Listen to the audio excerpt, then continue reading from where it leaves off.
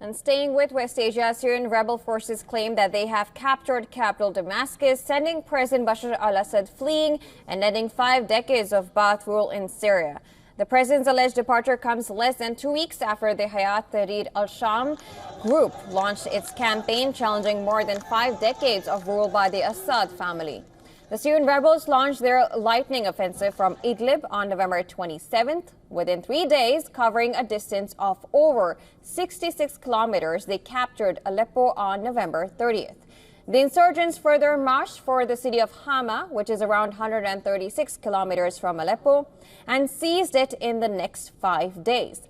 The rebels then pushed on towards Homs, which lies just 40 kilometers south of Hama, and now claims to have captured the city fully. The rapid developments in Damascus came only hours after HTS forces said that they captured Homs, which is around 163 kilometers from the capital, while all other cities fell to rebel alliance. Dara, which is around 115 kilometers from Damascus, fell to local armed groups on Saturday. As rebels entered the capital, a Syrian war monitor said President Assad left the country in what could spell the end of his 24-year rule and the downfall of his clan's 5-decade reign. While several conflicting reports have emerged in last few hours on Assad's whereabouts, questions are being raised. Where can the Syrian president go? Assad for years has relied on his alliance with Russia, Iran and Lebanon's Hezbollah in order to maintain power. But now he is unlikely to take refuge in Lebanon since Israeli strikes have weakened the Hezbollah leadership. Then both Israel and Turkey have always been hostile with the Assad regimes. Now Jordan has closed its border crossing with Syria, citing the security developments in the south.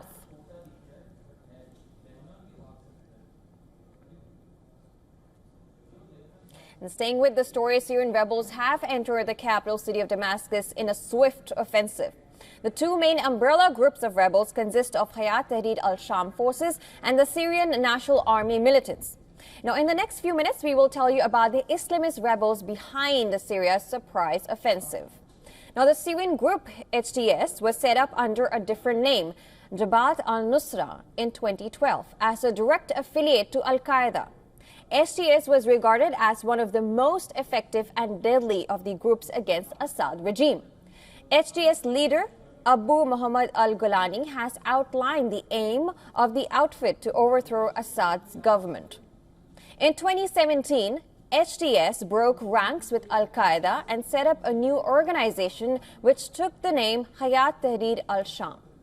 HTS has established its power base in northwestern province of Idlib, where it also has a de facto local administration. Its goal is to establish fundamentalist Islamic rule in Syria. Now, the group is largely self-funded and controls Syrian Salvation Government. Now, talking about another rebel group which has played a key role in toppling the Assad regime is the Syrian National Army. SNA was formed in north of Aleppo in 2017. SNA is not a cohesive, centralized organization like HTS and includes subgroups which have often clashed with each other. Several factions of SNA have close ties with Turkey and share similar interests in toppling Assad regime. Now, many of SNA's factions have taken part in Turkish military operations and have been involved in pursuing Turkish military interests. Now, the goal is to fight the Assad regime.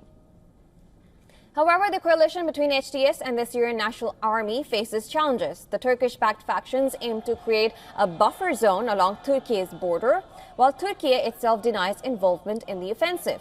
It has advocated for reconciliation efforts, and this divergence in priorities raises doubts about the longevity of their alliance.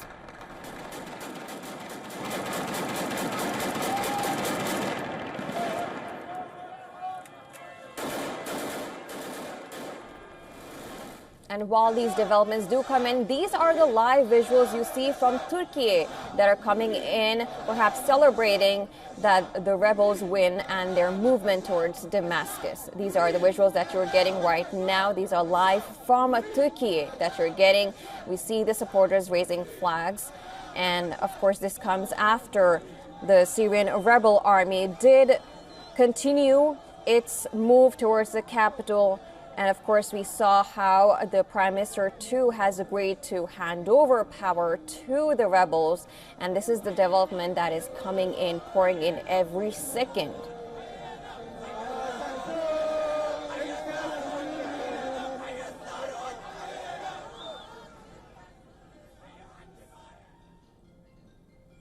Now, Syria's economy is grappling with an unprecedented collapse, with over 90% of its population living in poverty. The country's currency, the Syrian pound, has experienced a dramatic depreciation, plummeting from around 50 pounds per dollar in 2011 to over 19,000 pounds per dollar in 2024. This 99% devaluation has triggered skyrocketing inflation, severely impacting daily life.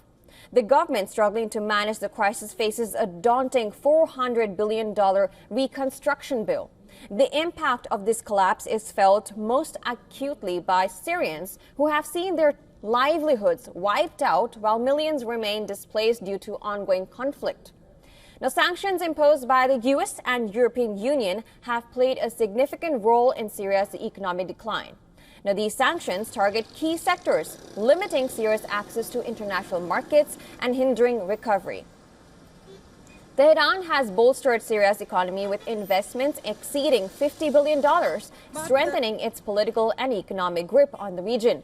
However, Syria's formal ties with the Gulf and Western powers remain strained.